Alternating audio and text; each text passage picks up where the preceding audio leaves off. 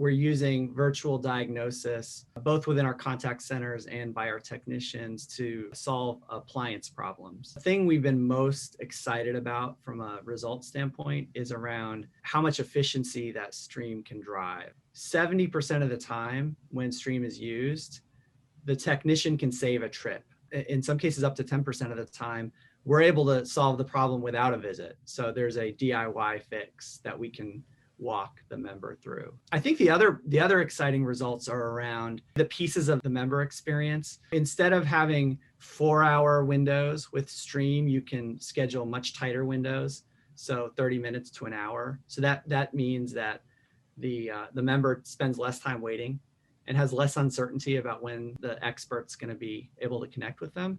We've been able to get appointments scheduled 40% sooner. 2/3 of the time, they can get that virtual diagnosis scheduled on the same day. Those time and space problems that we were dealing with in the past, that would have been totally impossible. And so Stream has really unlocked that.